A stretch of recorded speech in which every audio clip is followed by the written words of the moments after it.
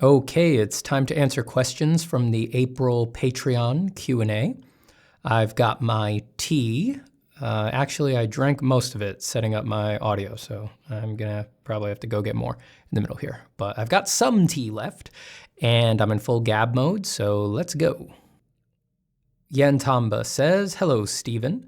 I'm currently working as a freelance illustrator. My work entails me to do stuff I'm not super excited about, and in contrast, I do personal work on the side, which is very much about the stuff that I feel more inclined to do. I've seen artists like Alan Williams, Eliza Ivanov, and you just do their own thing and make money off of it. I don't mind doing client work, but it would be nice to just do my thing and make money off of it at the same time. That would simplify my life so much more and perhaps even free up some more time for other activities. I understand that these things take time, but I would love to hear your thoughts on how to start transitioning into being completely independent." Hi, Jan. Thanks for the question. Well, it's probably appropriate here for me to clarify the nature of my independence. You mentioned me making money off of my own thing, and I do, but that thing is teaching, not my own art, strictly speaking. I don't know Alan or Eliza's business, but I don't want you thinking I'm doing something that I'm not. I'm not a fine artist. I come from a background as a commercial designer, not a commercial illustrator, mind you, a designer. So I'm used to, and I've made it a habit, to make my money by selling my services, not really my individual works, right? Now, I know when I work as a designer, yeah, I'm technically getting paid for concept piece A, concept piece B, this finished piece of marketing art, something like that. But really, so much of the job is the service of producing it, the meetings, the problem solving, the talking, the iterations, the offering solutions. And we don't really usually, you don't usually charge by the image or by the work. You charge, by the hour for the whole project. You charge according to your services. I've never tried to sell any of my personal drawings. All the stuff that you see on this YouTube channel, for example, is what I consider my personal work. And yeah, I don't sell it. I never have. I've never tried. I've donated them to a few things here and there where they get auctioned off, but I don't try to make money off of my works. I make 99% of my living off of teaching art, talking about drawing, helping people with their drawing practice. And the drawings that I do inherently become sort of tied up with that. They become like little advertisements for that. But the drawings themselves, I keep them all in a big folder at the back of my studio. And if things keep going this way, I will just wind up burdening my kids with them someday. And that'll be that. So I should be clear like that. I've never really tried to do anything other than that. And however you go independent, you need to make sure that, like me, you like it. You like the day-to-day, right? It's very easy to wind up going independent in any which way just to have this imagined lifestyle, to get the little I'm independent badge. But there's many ways you can get there where you don't like your day-to-day. And I think that that is a poison for artists. You need to take your time, experiment with things, and make sure that you go independent in a way that you actually enjoy. I think artists very specifically need that. For example, I'm really enjoying sitting down and answering these questions right now with a cup of tea, with a nice breeze coming through the window and just the birds chirping outside. I'm really as happy as could be. I'm comfortable making my living teaching because I like teaching. I love talking about art, but I found that out by testing it. I started with a handful of one-on-one students, liked that, tried bigger groups, liked that, tried teaching at a college, liked that. And I'm really not sure I'd like the alternate lifestyle of making most of my money just from the works themselves. That's a lot of time alone. I spend enough time alone, I think. And it puts a lot of market pressures on the work that I have so enjoyed being sort of free from that, just being entirely self-guided on. Now, I know that a mix of those things is absolutely possible, but again, I have no experience to speak from there. But back on topic for you, you've got this personal stuff, you're genuinely excited about it. That is great. A lot of people can't even get there. And I think that you should, in fact, I think maybe you have to develop it, but just be careful as you put it out there and offer it to people and take money for it. To prioritize the personal part first, the part that actually is making you love it and want to do it more and more. And don't start letting the business side of it guide your decision making. Otherwise, you'll just wind up with the freelance illustrator sort of archetypal, I'm not super excited about this mindset again, the one that you have now, but it'll be your own personal work that's under your pen. And that's a very tricky situation to find yourself in. And then you'll need to start this whole endeavor over again to correct it. So just watch out for that. Thank you, Yen. Nick asks, I am curious about your thoughts regarding the pros and cons of having art idols, temporary as they may be, on our artistic journeys. Thank you for the question, Nick. I don't think there's anything wrong with having art idols. I also don't really think it's up to you anyway. It's something that sort of happens automatically. It's just an intrinsic part of the artist's journey. You really love art, right? I mean, that's why you're an artist. So you're going to have a strong reaction to the great works of others. To discuss pros and cons, let me first define what I think an art idol is. An art idol, unlike other great artists that you respect, is one whom you seek to emulate in some capacity.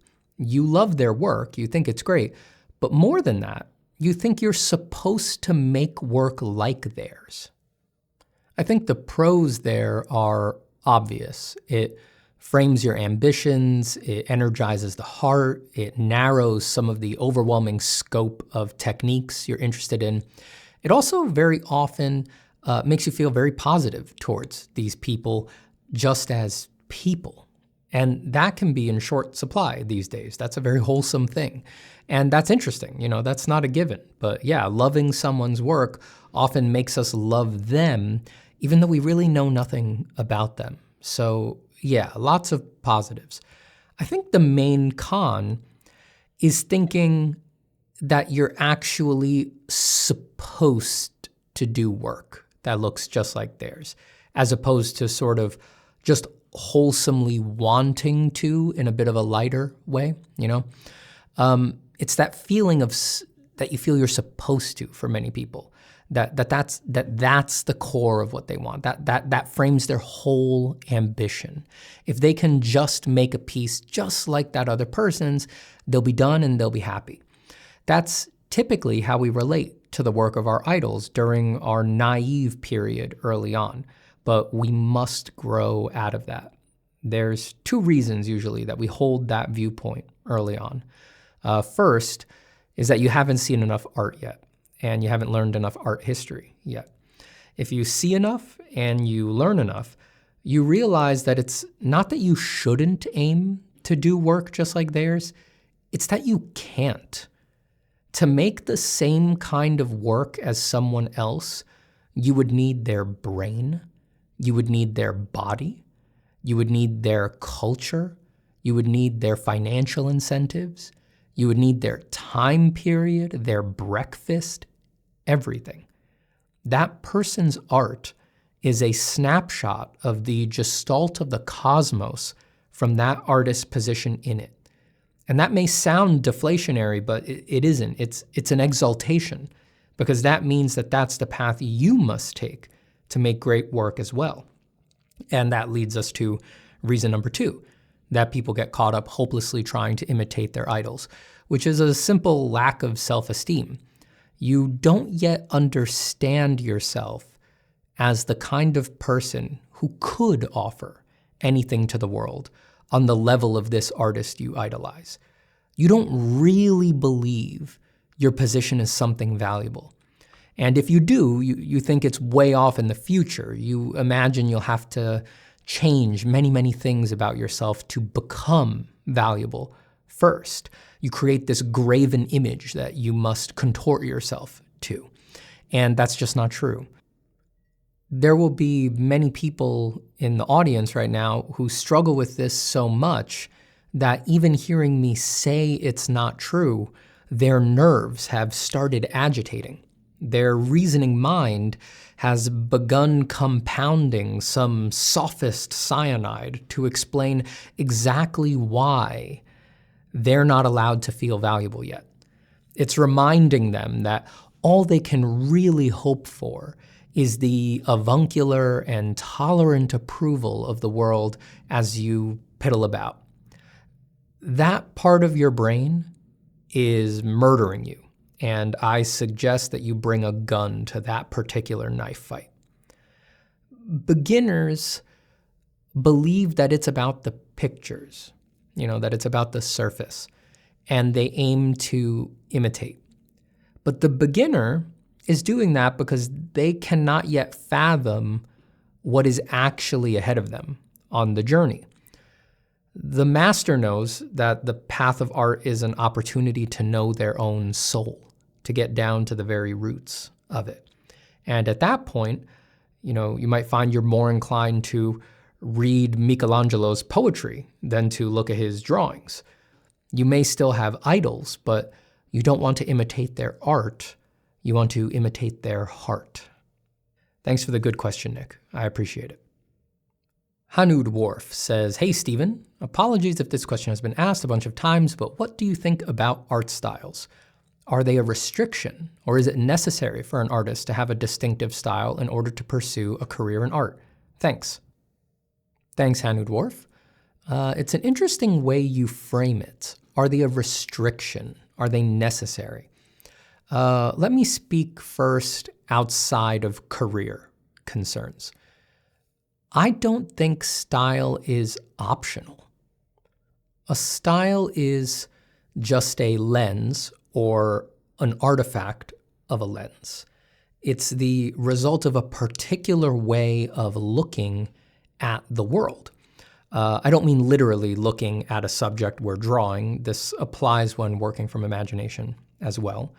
It's just a particular stance to the base visual elements, line, value, color, shape, etc.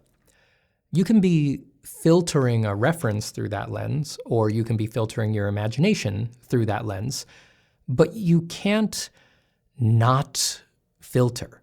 You can't not have a viewpoint, a style, broadly speaking. Anytime you draw, you will be adopting a particular stance to those visual elements, and it doesn't matter if your stance is that you're confused about every last one of them. That's a stance as well, in some sense, and naivete can be recognized stylistically. The corpus of academic art analysis attests to that, where sort of finding things that feel naive or uninformed or primal is, one of their favorite things and seems to add to art in a lot of cases. Your medium also imposes a particular ground floor stance towards the visual elements as well. Those restrictions become a sort of narrowing of what's possible with the visual elements. No matter how hard you try with graphite, you're not going to be able to make much of a statement about color with graphite, right? I mean, some is actually available, but not much. And have no doubt, even things like realism and hyperrealism are well-defined styles and genres that make work that looks like anything but actual visual reality. You'd think some of these people have never opened their eyes, if that's the actual connection that they're trying to make. But most of the time they aren't. In fact, hyperrealism is almost explicitly about replicating photographs which have their own medium-based restrictions, right? The color range of the photo, the exposure range of the photo. If it's a film photograph, the film stock applies a particular contrast range and compresses things differently. So it's not about a stanceless representation of what is real. But we must forgive that, little bit of irresponsible misnomer that has that people misuse all the time. You cannot duplicate raw visual perception. So, given that, what do you think? Seeing as how you cannot avoid having a style, your strictest efforts to do so would just produce a well-defined and probably very interesting style. Given that that's the case, does it seem like a good idea to ignore it? It's up to you. On the more commercial side, thinking now in career terms, I think it should be clear that I do not think it's actually possible to have a career outside of a stylistic assessment because, in my view, it is impossible not to engage style. You can have a career where you get hired to be a sort of chameleon, to adopt the styles of other artists and make work that looks like theirs, but that's certainly not the same as not having a style or avoiding style. To have that career, you actually have to be a sort of alchemical master of style. Instead of dealing with the style that naturally emerges for you, you must understand it so foundationally that you can deconstruct, recompile, and embody different styles over and over and over again. And that is certainly not the picture of an artist who is unconcerned with style or who is ignoring it. Now, none of that is to say style should be forced. No, not at all. I think that's a very bad idea. It's just to say that since there is no avoiding it, you should leave your mind open to noticing and nurturing those natural stylizations that do emerge as you work. All right. Thanks, Hanoodwarf. Hanoodwarf? Hanoodwarf. I don't know. Thank you, and good luck with your style explorations. Joaz asks, I started drawing a few years ago as a young adult, and I found it to be very difficult most of the time. I'm in a very fortunate situation where I have a bunch of free time and don't need to worry about money. And I'm confident that if I put in the work, I'll become a good artist in due time. It feels like I'm set up for success in many ways, but I really struggle with actually doing focused work, and thus feel like much of this available free time is being wasted. I've been watching your videos and streams for a while now, and so I'm fairly confident I already know the answers and solutions to many of my problems, and I'm trying to take steps to get there every day. One thing I think might help is an environment that encourages doing art. Do you have any advice on cultivating such an environment? Thank you for the question, Joaz. Sorry that I'm not sure how to pronounce your name. I congratulate you on your fortunate situation and that you have the free time and the light burden to make art. I wish you only more free time and an even lighter burden. That said, I very much understand how you can wind up in this spot. Maybe you don't frame it this way in your head to yourself, and excuse me if I come off as a bit too familiar here, but if you haven't built the art habit yet, it can indeed be very difficult to make art if you're in a very comfortable situation. The sad truth is that many of us are initially scourged to the drawing table by unwise but powerful motivators. Desire to escape from a painful reality, desires for perceived status as a great artist, sheer shame and embarrassment for not having worked enough when we already consider ourselves artists, and if we're lucky, because we need to make some money. So if these motivations are off the table because you're good on money for some other reason, which also takes a bit of the wind out of the sails of the status motivator, and you don't really need to be doing this, then you need wise motivations for making art instead of those unwise ones. And if they haven't been cultivated already and made into habit, then yes, you're going to struggle. Making art feels good, but it often also feels hard. And if everything else in your life feels good already, that might make the hard parts of art stand out more than the good parts. So in a general sense, my advice is to cultivate, focus on, and nurture the parts of art that feel good. If you focus on them, that tends to amplify them. It's almost laughably simple as a principle, but it really does work. So now back to the actual topic of the question, environment that encourages art. Well, environment can mean a couple of things. It can mean your actual studio environment as a place, or it can mean the energy environment. And by that, I mean like other people, So if you meant an environment like a school or maybe a little art group that you yourself put together, then yes, I think that definitely stimulates and encourages doing art. And that is mostly what I would recommend for someone in your situation. I think it could really, really work for you. It doesn't need to be a lot of people, and it doesn't need to be super structured, but even just a regular meeting crit group can go a long way to getting you to stay at the drawing table. Advice I could give there is really just to make sure to discuss clearly beforehand what everyone's desires and expectations are from the group. There's politics and dynamics in a crit group, and if you're not open about it, they'll fall apart.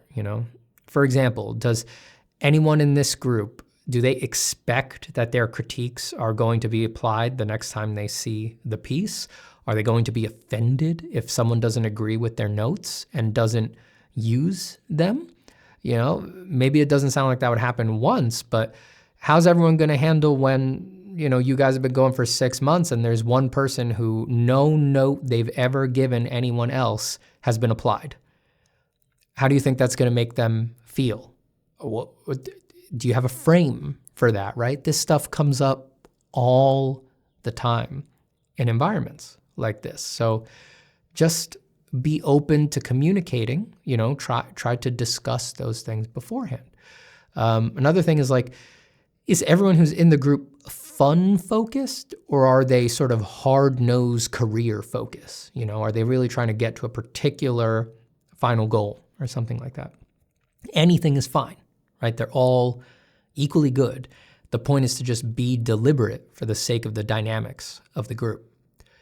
If you need something more than this, something that you would sort of put together yourself or a small independent thing you might join, a local community college may have a public adult enrichment drawing class that you can sign up for. They're usually pretty cheap. In a place like that, everyone who is there wants to be there and is putting in some effort.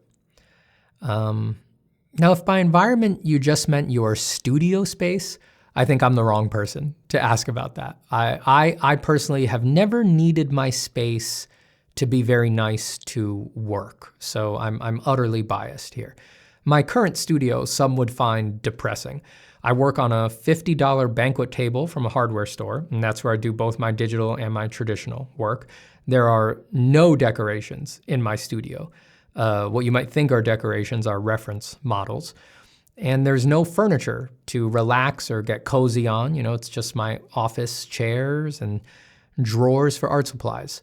There's drawing pads and cables and computer parts that just litter the ground because I have nowhere to put them.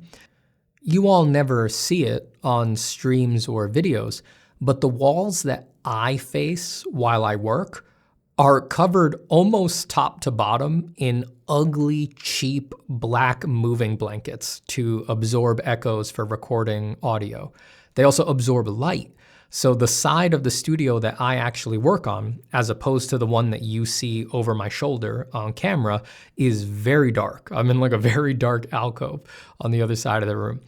I have one normal size window that lets in some natural light, but it is by no means some tick-tockable light-flooded studio, and even that window, I often pull a a blackout curtain over because I need to be able to control the light to record my drawing process. And all of this is just fine by me. In my heart, I have built a cathedral, and that is where I truly work. You, of course, do not have to be that way. Some people really do seem to benefit from it. But I would ask someone else who has spent way more time and effort sprucing their studio. Like here on YouTube, you could look at Adam Duff or Ergo Josh. They have studio tour videos that could inspire you there. Okay, last point quickly, because it's not really about environment, but the best way to increase your ability to focus on your work is to increase how much you care about your work. Then it's effortless. So make sure that you're working on stuff that really matters to you, where it feels like the stakes are high. It's like, of course, it's going to be easy to get distracted and not want to work on the stuff if it really just doesn't have much weight in your life, So up it, up it, up it. That might be the medicine that you need right now. Also, consider your distraction environment, which is really sort of the landscape of your inner energies. How often are you pulled away by changing your music, checking your email, glancing at some notification for a coupon that you got? We can't get rid of these little distractions entirely. We need to be open to our lives to some extent. But if you haven't checked in on your distraction hygiene in a while, it's probably not optimal. So yeah, look into that. Thank you for the question, Joaz. Barhan says, Steven, recently I've been having drawing sessions where I, on purpose, try to have a blank thinking mind and instead allow my marks to be fueled by this other part of my consciousness that I don't have a name for. It feels like a mixture of emotion and awareness, but I'm only using those words because I don't have better ones. Do you think this is a flow state, or does it sound like something else to you? That is a cool question, Barhan. Thank you. If it works for you, it works for you. No one's going to quite agree on a definition of a flow state. So don't let what I'm going to say get in the way of your enjoyment of that experience. Remember, your enjoyment is priority number one in art. So that said, to me, that sounds more like a point of view, a way of looking at experience that you're adopting, rather than what I personally think of as a flow state. But again, what you're going through does sound very interesting, and I think you should probably keep exploring in there and see what eurekas and insights you can find. I think it's very important to play with how we're looking at experience and to try out different things like that, like what you're doing. It's actually kind of related to what I said in a previous answer about style. You're always bringing a way of looking, a stance to reality. It's unavoidable, so you might as well play with it. I bet there's a lot of ease and interesting experiences in the one that you're describing. And if you need a break from the thinking mind, I bet that's quite a relief. But now, just to flush things out, let me talk a little bit about my definition of a flow state for a bit, because I think that'll give you an idea of what feels different about it for me from what you said. For me, a flow state is that state where you're working and everything is rolling on seemingly automatically, and it has an inherent quality of ease and pleasure. Key here is that it can contain anything. So I already diverge from some people there. I do not believe you need to have a blank thinking mind, as you said, to be in flow. That has a sort of unnecessary aversive stance to thought that I think only binds us and probably in the end will only give our thoughts more power, I don't find flow states to be brittle. I find that they're very strong and that thoughts can arise and fall away, and you can maintain your sense of ease and pleasure even if painful thoughts arise. And that you can do technically difficult things in the art while maintaining your sense of ease and pleasure. I think that thinking flow shouldn't contain thoughts or tricky work is one of the main things that knocks us out of it. But there does need to be a particular relationship to thoughts in order for the ease and pleasure to continue, right? There's a big difference between a difficult thought arising and then being noticed and then passing away, and instead having a difficult thought arise and then becoming entangled with it. And then it leads you to the next difficult thought. And then that one leads to the next one. And then before you know it, it's, oh, that's the same thing I did to David last year. God, why am I like that? Making the same mistakes over and over again. Well, I better change that soon if I ever want to get my commercial driver's license like I planned, and on and on and on. If you carry things a bit more lightly, right? If you're just watching the rise and fall, it's much more difficult for the thoughts to propagate like that. And in that state, you would be amazed at the things that flow can hold without losing that sense of movement and automaticity and relaxation and just delicious pleasure. Also, some people characterize flow as when the sense of time disappears, which is usually only noticed after the sense of time returns. And I think that's definitely a common experience associated with flow, and it can be a nice one, but I don't think of it as diagnostic of flow. I think if you have the presumption of a brittle flow and are used to negative thoughts and tricky work knocking you out of it, then the flows deep enough to lose a sense of time will naturally be the only ones that you remember and that you feel as inherently pleasant, and so as flow. But if you can nurture flow and experience its more robust, non-brittle version that I was talking about, you will realize that you can be fully aware of time in there. And so the loss of time is not an inherent aspect of it. And I actually think that that feels better too, because then I get to consciously enjoy flow while I'm in it, instead of just suddenly waking up to a warm afterglow, which is nice, but it lacks a little bit of sharpness for my taste. It's a very interesting topic, and there's so much more to say about flow.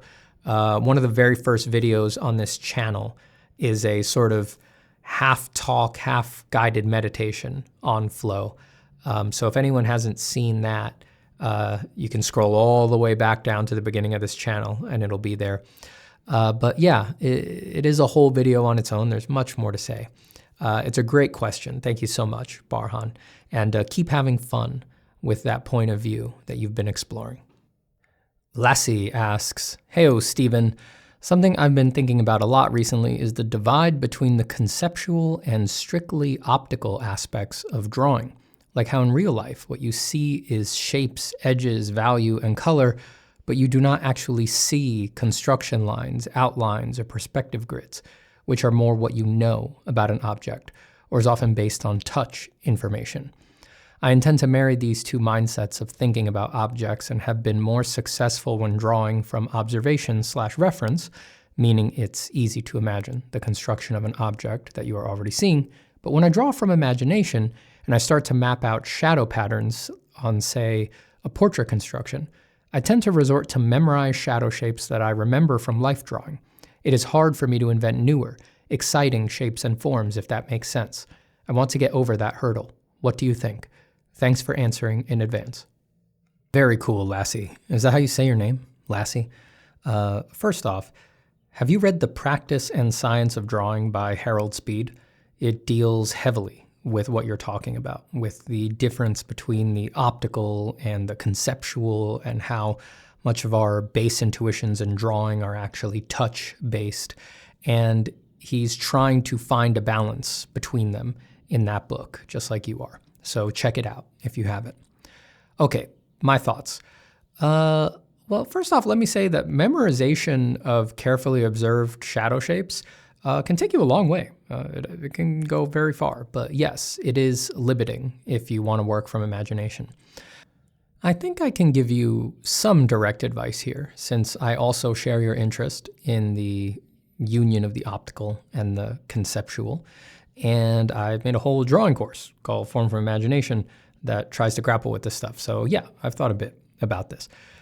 I'm not sure if you specifically wanted advice on shadow shapes or if that was just an example, but let me use that as a sort of launching off point because it's a good example of the compounding trickiness of drawing from imagination.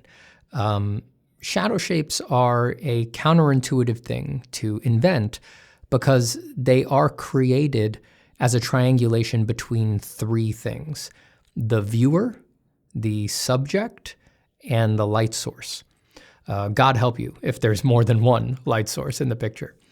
The relationship of the subject to the light source decides the form of the shadow shapes on the subject.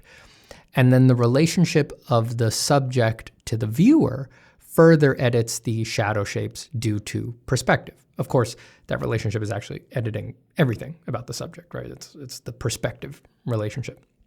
So handling the subject to viewer relationship is already hard enough and what most of us are used to struggling with. So we are grappling with the subject to viewer relationship when we're just trying to map an object in perspective with no shadows, right? That's a whole realm of study on its own. In fact, two very good book series that try to teach this stuff, the How to Draw series by Scott Robertson and Thomas Bertling, and Framed Perspective by Marcos Mateo Mestre, break those two things into completely separate books. So How to Draw, the first book in Scott Robertson's series, is there's no shadows. It's just putting the form of the object into space. And then How to Render, where shadows are introduced, is a completely other book. It's a second book. Now, when we work from reference, we don't tend to actually practice that whole act of triangulation because the shadow shapes are right there in the reference. So why would we do that, or at least do it to a greater level of depth, when we just have this very good guide right there? You know, our incentives go one way. Just make the shapes about the same shape. You don't need to construct the entire conceptual model to understand what makes them that shape. So when we try for imagination, we do have to construct from scratch this third conceptual model, and that model is the model of the light, the nature of the light source, its position in space. Now, this includes, as you mentioned, what you know about the light rather than what you see, which is very obvious because often the light source is outside of the image. You know, you have to be inventing it to some degree, even when you're looking at a reference, if you're trying to run the light modeling process, right? You say, you're looking at a portrait or something like that, a reference, a photo, portrait, and let's say you didn't take it, you can tell the light is coming from somewhere to the left, right? But you don't know exactly where to the left, right? To the left is a big range, right? So you're always kind of filling in gaps about the light source, unless the light source is actually in the image, which it usually is not. So you can see this is quite a heavy lift, actually. But given your interest in conceptual models, this here is probably the practical point of departure for you, the practical part of my advice. You need to go and investigate the gaps in your conceptual model of the light source and how it interacts with the subject, and then how that interaction is seen by the viewer. These compounded systems get very, very complex. And the biggest piece of advice that I want to give you is to remind you, to instill in you that you are not supposed to be able to simulate all these things in your head perfectly like a 3D modeling program. That is impossible. Many have tried, all will fail. But a decent grasp of them can be attained. And that decent grasp will give you a good idea in many light situations, at least, of what range of shadow shapes are likely to occur and which will stretch credulity. And then you have room for playful and attractive design within that spectrum. And that's all you're looking for. You're just looking for room to design. You're never looking for the correct answer outside of a very narrow, very stodgy sort of educational environment. That's the only place where the correct answer is sort of contextualized and desired. Outside of that, you don't need it. You don't need the correct answer. You're an artist, someone who's drawing and painting, you need an answer that looks good, right? That's your focus. How to get there? Well, yeah, there's the science of it, right? You want to understand how light works. What's the difference between how small light sources and large light sources cast shadows? What is the mechanics of shadow casting, drawing light rays and stuff like that. That's not stuff you're necessarily ever going to do on a creative piece. But I think for most artists who are interested in replicating light as we're used to seeing it, some base familiarity with it will grant a lot of confidence. And just like I said, narrow down like, all right, well, I know this is impossible. So I think that that's a good place to start. Beyond that, counterintuitively, I think working with sculpture is very, very useful here. Either a sculpture you made yourself or just a reference model. But being able to hold the subject, the little sculpture, in one hand and the light source in another, like your phone or a lamp, and see how they interact with your eye as you move them around and put them in different relationships to each other, I think that starts to intuitively construct the conceptual model of the light source in the mind, even if you don't draw what you're looking at, even if you're just looking very intensely. But of course, drawing it would help naturally. It's a very complex topic, and the danger with these things is that talking about them in public like this always makes them seem intimidatingly difficult, and that can hurt people. I want to remind everyone that's listening that you don't need to learn this stuff. And I am talking to Lasse this way because Lasse has made their intentions clear and is obviously thinking at a very advanced level about their stance to the visual elements. So I think this kind of talk is appropriate for them, but absolutely no one is under any obligation to learn these things. And beautiful art can be made without this knowledge. Don't listen to the devils who tell you otherwise. Remember, every time you draw from imagination, you succeeded. You drew an imaginative impulse. Everything else, the sense of success or failure, the comparisons, the hierarchies that descend upon your shoulders to bow your head in shame in that moment, you invent absolutely every iota of that, every single bit of it.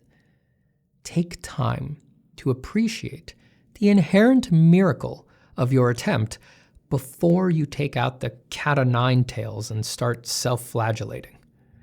All right, thanks for the great question, Lasse, and good luck. Okay, Aki says, hey Steven, I started making longer and patient pencil drawings about 2 years ago after listening to you for the first time. It's been a delightful journey. I finished several drawings that took over 30 to 40 hours, much thanks to you and the flow state. Nice. I've unlocked my true potential. My question is, although it doesn't happen in every pencil drawing, I sometimes mess up the big shapes in favor of detailing during the rendering phase. Then I realize it doesn't work with the picture, so I try to reintroduce a more uniform shape, which usually works, but takes a really long time. Do you have any advice on how to keep rendering without the general shapes fading away? Thanks in advance. Thank you, Aki. It's very heartening to hear that I've been able to help, and you are feeling that wonderful glow of mastery in your being. I saw some of your drawings in the Discord, and I thought they were lovely. Congratulations on your successes. I wish they only increase, and I hope your drawings only get longer and longer. I love to hear someone feeling seated and strong and growing, and then just being able to answer a technical question, knowing that their practice is healthy. So your question is a classic problem, specifically with finely pointed drawing media, pencils, pens, nibs, silver point, whatever. And I think it's kind of inherent to them. We tend to favor the details in this medium because the fine tip inclines the mind to think point to point. And the path of least resistance is to introduce a new little exuberance at every point, rather than lash the nature of this current point that's under the pencil to a conception of a shape whose edges are many inches away. There's just a mental friction there. It's going to be hard to cover that area, mentally and physically as well, and so we resist. Also, earlier on in our development, our sensitivity is for contrast, like high contrast, the places where things change. And we rely on contrast to sort of make everything go. And as our sensitivity as artists increases, we get more attuned to the beauty of low contrast, the places where things don't change or change as much, and seeing the beauty in them and seeing how they support the more contrasty areas, we naturally develop a love and appreciation for them, and soon we don't find them as boring as we used to, and so we naturally work hard to create and maintain them. I'm sure that I'll get there someday. Think of this. If you were working on a canvas only 15 inches by 15 inches wide and rendering with a paintbrush that was 2 inches wide, and if that was the only brush you had, the mind wouldn't incline to detail at all because it would be impossible to produce. You'd be forced to maintain the general shapes. This is actually one of the classic ways to address the problem we're talking about. Paint more. Spend more time painting and inhabiting the more generalized viewpoint that it encourages, and you'll be more likely to bring that viewpoint to drawing, even against that tide of friction. There's a classic art saying about this. It goes something like, draw like a painter, paint like you're drawing, something like that. I don't remember how it actually goes, and I don't know who it's from. But it's true. The two inform and support each other. One forces narrower thinking, which is good for precision, and the other encourages broader thinking, which encourages a sense of balance and cohesion. But let's say you're not much interested in painting for your practice, so that little medicine is off the table. The good news is, any unsatisfactory design decision-making like this will automatically get ironed out over time. I'm not saying it's not going to be frustrating, but its repeated recurrence will increase your mindfulness to avoid it. And eventually, it will cross that frustration threshold, and you just won't be able to tolerate it anymore, and you'll beat it. The only real problem would be if you weren't aware of it, but you are. So if you maintain that awareness, you will naturally find solutions. Beyond that, enjoyment is always my guide. So the trick for me would be to find what you enjoy about rendering the general shapes in pencil and amplifying it. This, in the long run, is the robust way to solve any technical art problem. For me, I don't like rendering flat planes in pencil. I can do a cube, but it's not my favorite. Gradations I like. They feel good in my hand. So I'll push the gradations on a big general shape as much as I can without breaking the intended form so that it stays interesting to me. And I will tell lies and torture things to get the gradations in there. I also like to slice into a flat or simple area with an eraser and then turn the resulting slash into some kind of form. So I'll hold that in my mind about those kinds of areas, which are otherwise a little boring, and nurture an excitement for that moment. I'll remind myself, keep it nice and flat, real gentle, generalized, big simple value rolls or no rolls at all. The more simple, the more restrained, the better.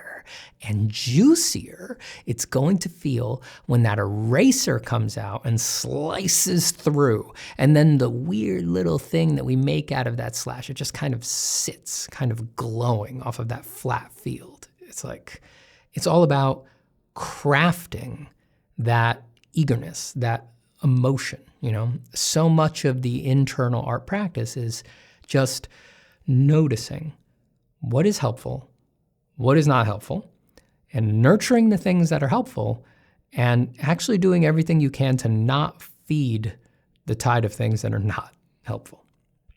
All right, I hope that helps, Aki. Thanks for the question and happy drawing.